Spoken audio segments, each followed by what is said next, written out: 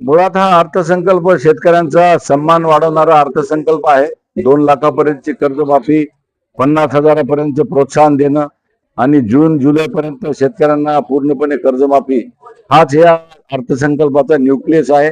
शेतकऱ्यांचा सन्मान महाराष्ट्राचे लोकनेते माननीय मुख्यमंत्री देवेंद्र फडणवीस साहेबांनी वाढवलेला आहे आणि शाश्वत शेती, प्राकृतिक शेती, नैसर्गिक शेती या दृष्टिकोनातून आणि एआयच्या माध्यमातून तंत्रज्ञान, इनोव्हेशन, इन्क्युबेशन सेंटर्स आणि या देशातलं जे काही नेतृत्व आहे, सक्षम प्रधानमंत्री नरेंद्र मोदीजींचं जे काही व्हिजन आहे ते पूर्णपणे अंमलात आणण्याच्या दृष्टिकोनातून माननीय देवेंद्र फडणवीस साहेब महाराष्ट्राला पूर्णपणे ज्या दृष्टीने पुढे नेत आहेत, निश्चितच देशातला या आर्थिक शक्ती म्हणून महाराष्ट्र हा एक अग्रक्रमाने पहिलं राज्य होण्याच्या दृष्टिकोनातून देवेंद्र फडणवीस जी प्रयत्न करतायत, मी त्यांच्या या प्रयत्नाला गोर गरीब शेतकरी, शेतमजूर, वंचित, पीडित, शोषित समाज आणि आमचे विद्यार्थी विद्यार्थिनी यांना दिलासा देणारा हा अर्थसंकल्प आहे असं मला वाटतं. नांदेडला या माध्यमातून नदी जोड प्रकल्पाच्या माध्यमातून दमणगंगा वितरणा गोदावरी जो 13,000 कोटीचा जो विषय आहे, पुन्हा या संदर्भातला दुसरा जो नदी जोड आहे त्यामध्ये 2300 कोटीचा जो प्रकल्प आहे,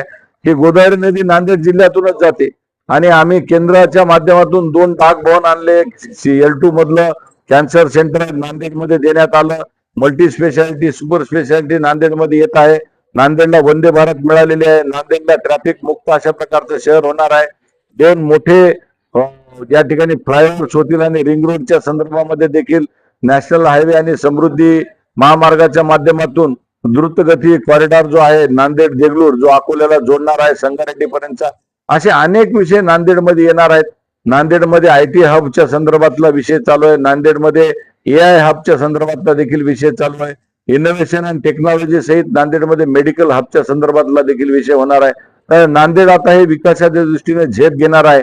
त्यामुळे सगळ्या प्रकारचे जे हायपर परफॉर्मन्स सेंटर जे क्रीडा क्षेत्रातले आहेत, असे सगळे सेंटर्स आणि गुणवत्ता दर्जाची जे काही केंद्र या राज्यामध्ये जे डिक्लेअर केलेत, आम्ही या 2 खासदार माननीय अशोकराव चव्हाण साहेब आणि आम्ही आणि बाकीचे सर्व आमदार मिळून या दृष्टिकोनातून भरीव अशा प्रकारची मागणी हे किमान यातील 2-3 तरी सेंटर आम्ही नांदेड जिल्ह्याला ओढून आणू अशी आम्हाला या ठिकाणी आशा वाटते आणि शाश्वती वाटते. तिथंच या संदर्भामध्ये राधाकृष्ण विखे पाटील साहेबांना आम्ही विनंती करू आणि ही जी काही प्रक्रिया जी चाललेली आहे नाशिकमध्ये कार्यालय हलण्याचे, तो आमच्या आमच्यावरचा तो अन्याय आहे आणि विखे पाटलांना मी आणि खासदार अशोकराव चव्हाण साहेब विनंती करून हे कार्यालय हलवण्याची प्रक्रिया ताबडतोब आम्ही थांबवण्यास त्यांना विनंती करू आणि आमच्या या विनंतीचा मान विखे पाटील साहेब ठेवतील आणि हे नाशिकला जाणारं कार्यालय परत मराठवाड्यामध्ये राहण्यासाठी मी आणि खासदार अशोक चव्हाण साहेबांनी प्रयत्न करू. निश्चितच असा काही विषय नाही आहे.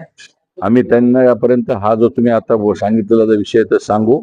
आम्ही दोन्ही राज्यसभेतले खासदार माजी मुख्यमंत्री अशोकराव चव्हाण साहेबांचा अनुभव आहे, त्यांना या विषयातली सगळी माहिती मिळालेली आहे. आम्ही दोघेही मिळून प्रयत्न करून निश्चितच हे कार्यालय मराठवाड्यामध्येच ठेवणार, नाशिकमध्ये आम्ही जाऊ देणार नाही. कारण सगळ्या कायदेशीर तत्वाच्या आधारावरती, भौगोलिक स्थानाच्या आधारावरती, वैज्ञानिक सगळ्या विषयाच्या आधारावरती पाहायला गेलं तर आमच्या ट्रायबल क्षेत्रातले जे लोक आहेत, किनवट आहेत, हिंगोली आहेत, परभणी आहेत, या सगळ्यांना न्याय मिळायचा असेल तर त्याचा न्यूक्लियस नांदेड आहे.